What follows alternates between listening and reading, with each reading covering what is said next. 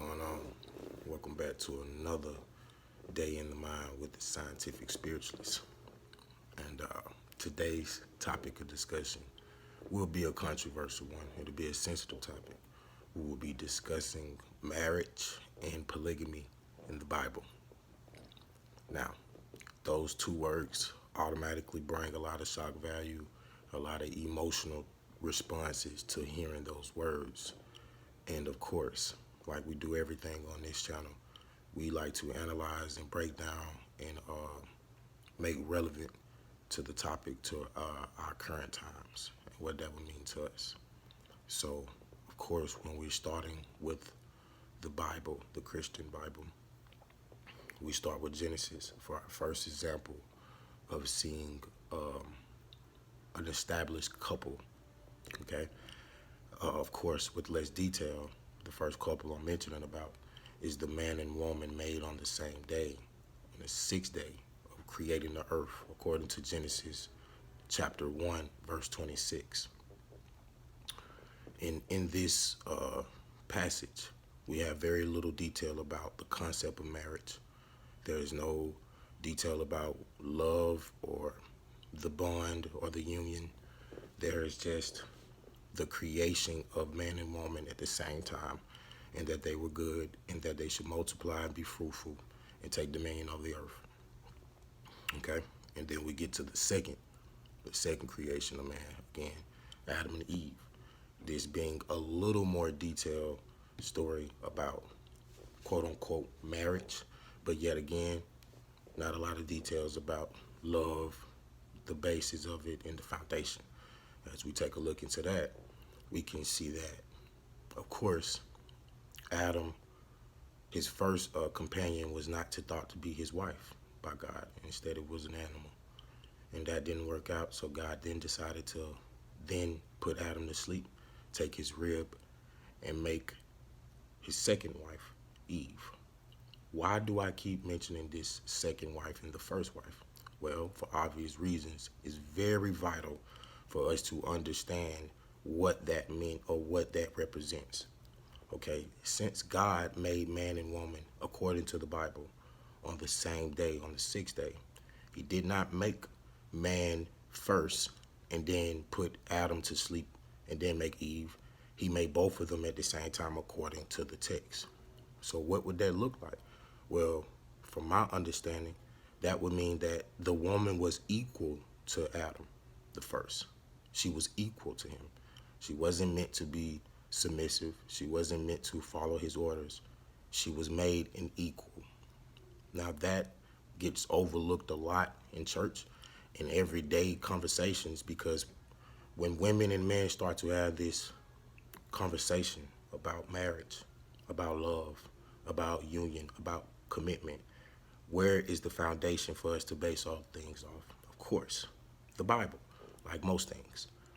But like most times, again, people don't really read or connect with their faith in terms of actually reading what the text says. Like most of us, we were orally taught what we know about the Bible, and we pick and choose which scriptures to go read and pull out that version and apply it to a concept that, if you read the text, it wasn't even meaning. So again, this is not to downplay marriage. This is not to downplay monogamy. This is not to emphasize polygamy. I am clearly pointing out there are no examples of what a marriage or a happy life or happy husband-wife would look like according to the Bible in the Old Testament. And this is, of course, God's words. So, as we continue to just observe Adam and Eve's quote-unquote marriage, what was it based in? Was it based in love? Was it based in finances? Was it based in connection? None of those. According to the text, Eve was created to be a companion for Adam. A companion. Not his wife, not his teacher, not anything else. But from what the Bible says, she was made to be a companion for Adam, because God didn't want him to be lonely as he tilled the grounds. This is vital for all Christians or people who base their life off of the Bible, when in the facts the Bible states marriage, as in how we conceive to think about it, was not started in the ways that today it is thought to be of. So let's move forward. Now, this married couple, Adam and Eve, who have already fell out of favoritism with God by disobeying his laws about not eating off the knowledge of good and evil, to which we know the story as it goes with Eve being tricked by the serpent, and she brought the fruit for Adam to also eat, and they got in trouble.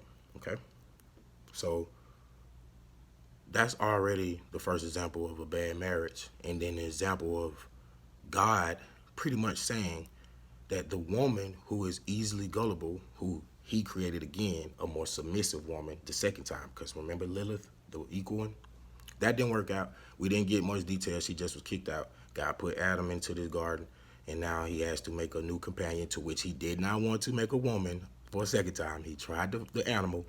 Adam was like, nah, bro, this ain't working. And God said, okay, let me put you to sleep then. Let me take one of your ribs, which is another symbolism. We can break that down as well. But took his rib and made this more submissive woman who came out of the man, versus the first woman who was made as an equal at the same time as the man.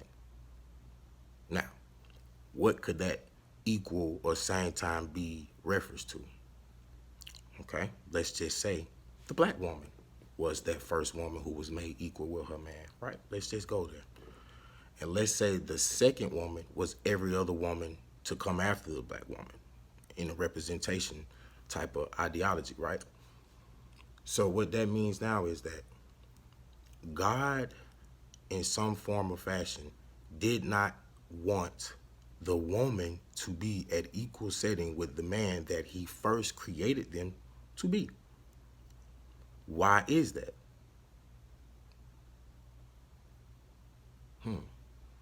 That's for another video, I'm guessing. So to continue on from that example, we can then go into Adam and Eve's dysfunctional marriage that's not being blessed by God anymore because they've been kicked out of the garden, but yet still allowed to live and be fruitful and multiply. And so that's what they go do. They go have sex and they make new babies. And that first baby, as we know, was Cain. And then they had another son, Abel. Okay? When we get this story of Cain and Abel, another side note, our first example of murder in the Bible, we can also see that somehow when Cain grows up and he does his barbaric act, that God didn't immediately punish him. God didn't banish him to hell. God didn't even say anything about being evil. He asked him where was his brother. Of course, we get the famous quote, I don't know where my brother is. Am I my brother's keeper? God then replied to him that the earth has called out with his brother's blood that screamed to him, and that he had did such a horrible thing, and that he would not to be able to be lived in the garden anymore. So God banishes him.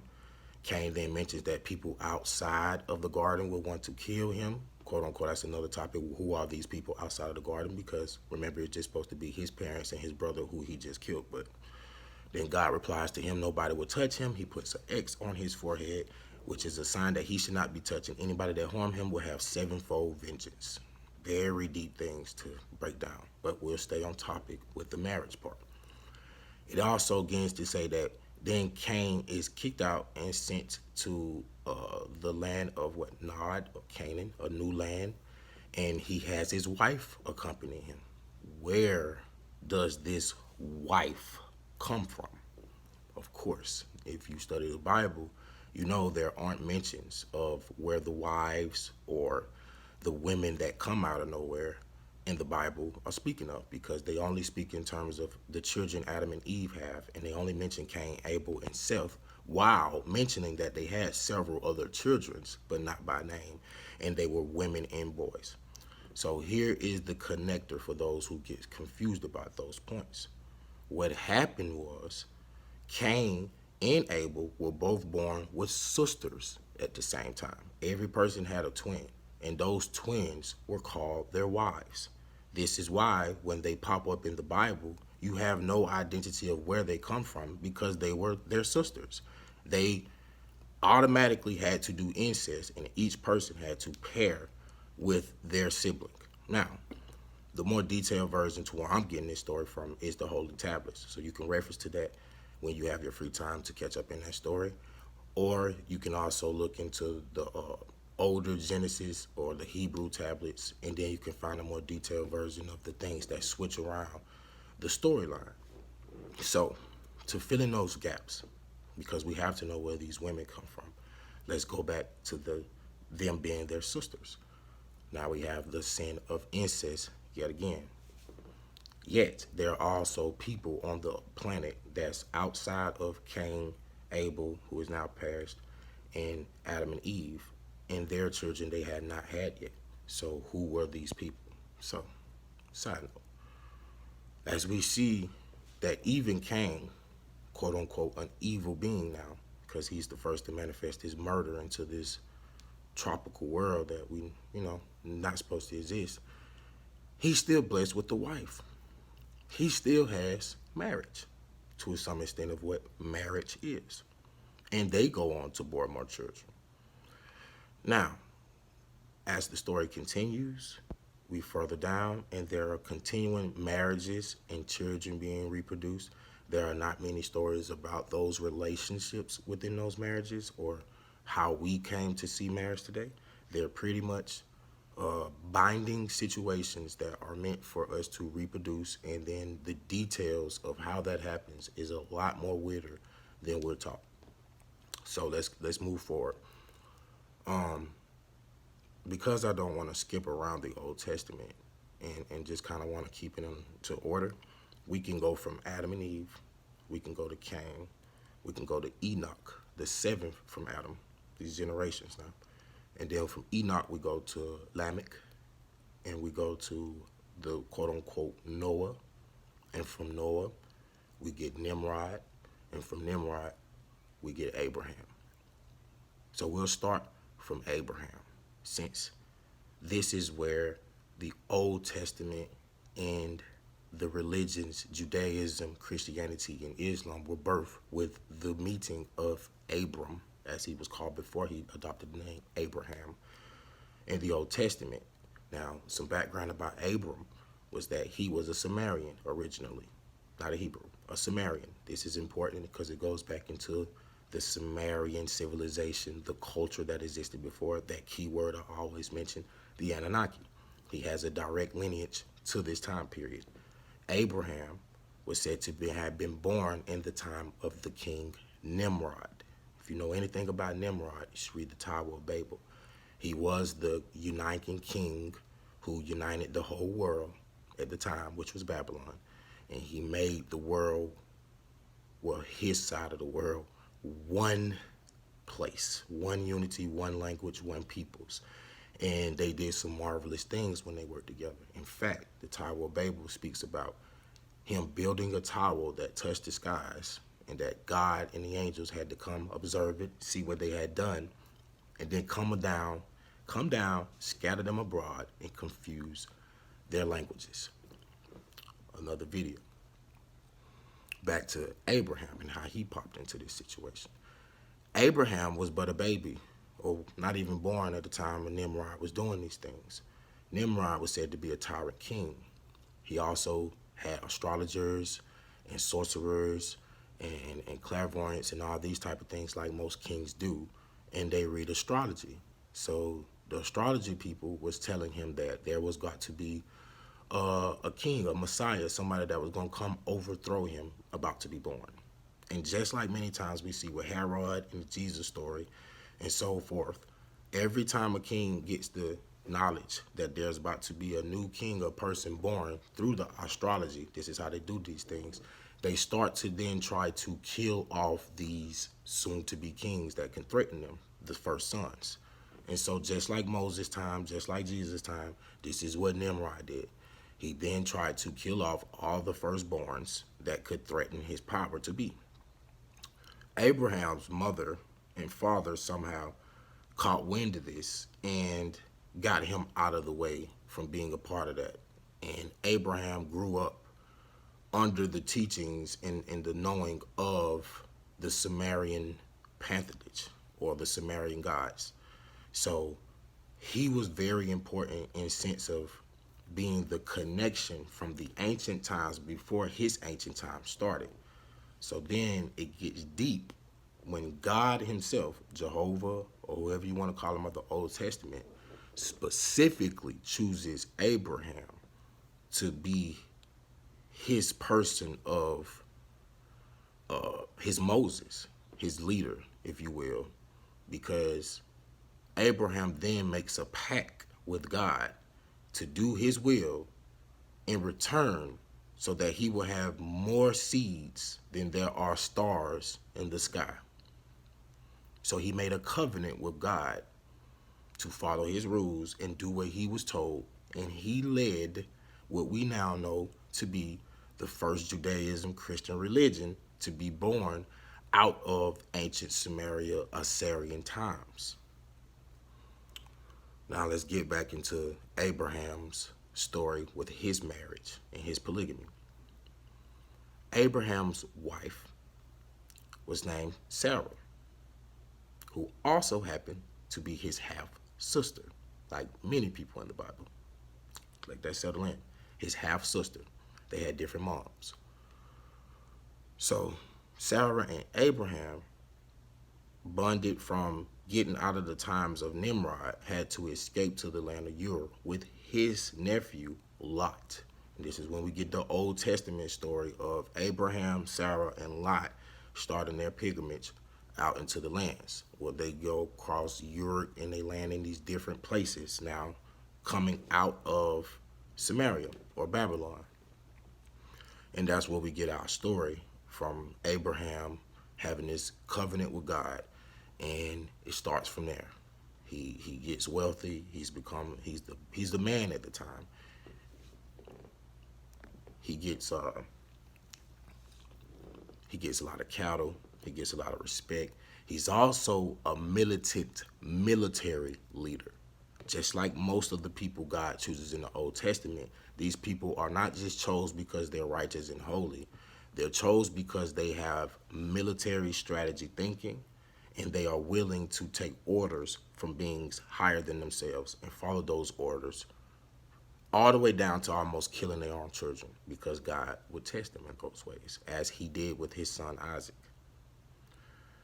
To stay on topic of the marriage, where does the marriage come in? Where is the idea of this? Because for one, he's marrying his sister. Okay, so we will all agree today that that's a bad marriage off top, but in biblical times, this was just as normal as anything else. So he's marrying his half sister, and they have a journey in themselves. And when you read their story, it's very, very interesting. They go through Egypt. They spend a lot of time there, to which she then has to play the role of his sister instead of his wife for his protection and hers.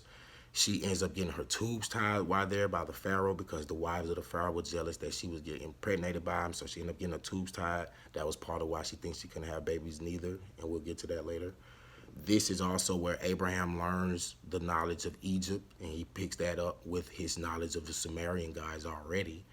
And he learns from Imhotep, and this is also where he receives his wife, Hagar, his second wife, who was an Egyptian royalty. So she was gifted to him as a wife, a concubine, as they will call it in the Bible. And Sarah, the way they painted the story, was that Sarah gave Abraham Hagar because she thought she couldn't bear children.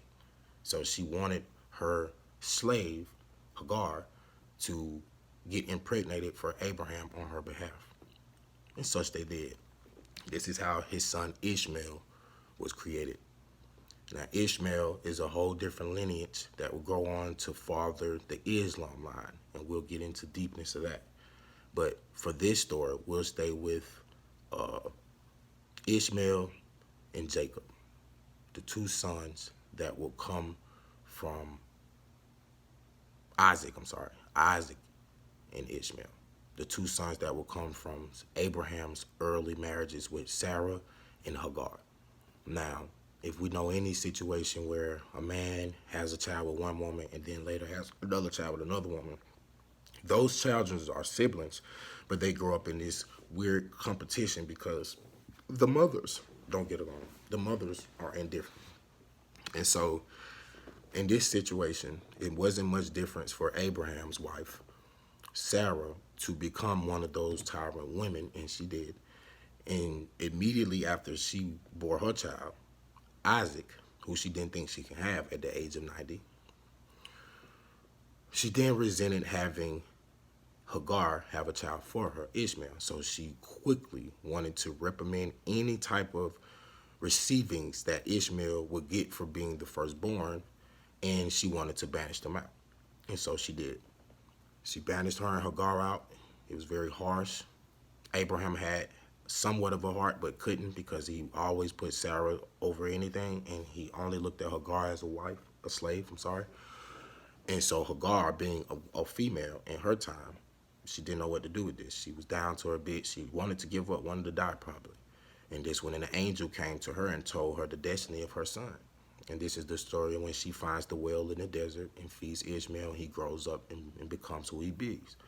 So here, marriage, polygamy is not something beautiful. It's not based in love. It's not based in a need even, but it's allowed through God, and it's processed, and it has a reasoning for it.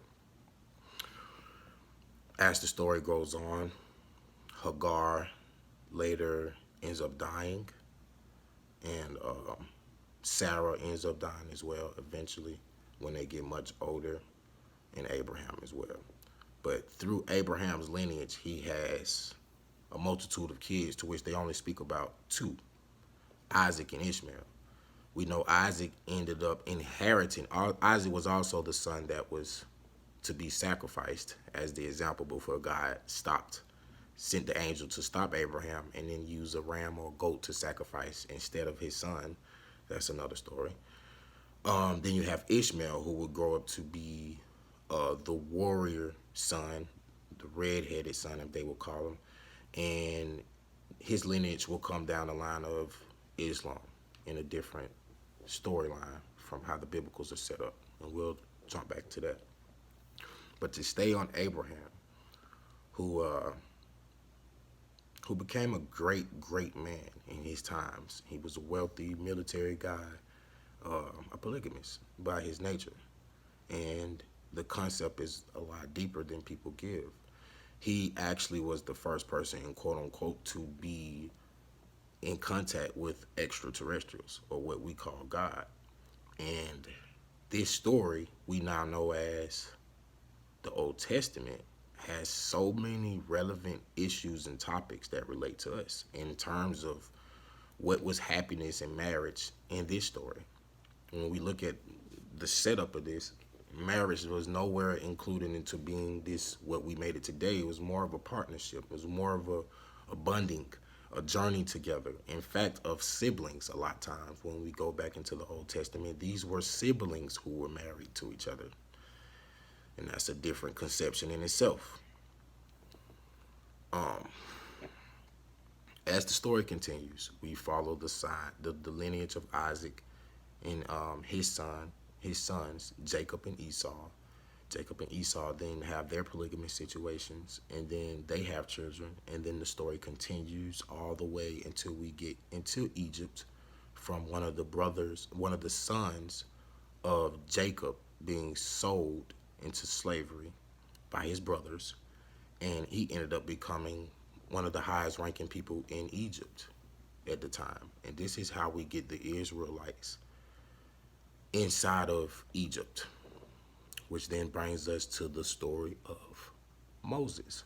Now, I am skimming through the Old Testament because I don't want to, overwhelm anybody with the Old Testament stories, but these stories are so relevant into current times. And then when we look at them in terms of marriage and polygamy, a lot of times when we hear about these terms, they're not brought up from a point of the Bible.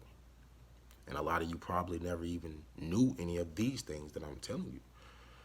That does not take away from the fact that we have based the conception of marriage off of this book that has very little to show about married couples in happiness. And so I guess today's video is to open the minds of those who have this mindset of monogamy, which I do not disagree with, or this mindset of polygamy, which I also do not disagree with, and to put in terms to what this has to do with what God intended for mankind, according to the Bible. According to the Bible. Now, this is a deeper conversation to have in terms of what it does emotionally. What does it mean for those who harbor jealousy, envy, possessiveness, conditional love?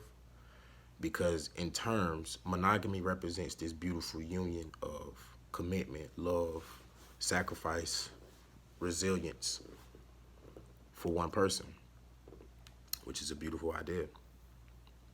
None indifferent from the beautiful idea of polygamy, where one man and 2-3 women share love in the same union, because there's no separation of seeing 1 or 2 women, 1 or 2 men. The love is not defined by limits. It's unjealous. It's not conditional. It is from a place of observant and true oneness, which takes a lot more compassion, overstanding, less jealousy, to love someone beyond possessing them. Now, when we get into these terms, it's as simple as, if God was a monogamist, what would that mean for all of us? Why would God have to choose 1 or 2 people to love and not the rest of his creation? If love is not based in love per se, what is love? What is family? Do you only love one child, or do you love them both? Do you only love one family member, or do you love them all? What's the difference between how you love your wife and how you love your child? I tell you, intimacy. The way you love your child should be no different than the way you love your spouse. But it is different because of what we have called intimacy. Now, is intimacy just sex? Of course not. Do you have intimacy with your newborn child that you cradle and love, breastfeed, take to a game, share a hug and embrace? Of course you do. So is that not love? Is that monogamy? Monogamy is just sharing love with one person in every way. In life, you do not have this. You do not love one family member. You don't have one girlfriend. You don't think about one person your whole life. So in that terms, where does monogamy exist in this world, and is it even healthy? Is it even real love? These questions I ponder to those who have been conditioned to see love in one way, yet you don't even see that one way in your example of life. Open your mind, open your heart, open your soul to understand what you don't understand. Thank you.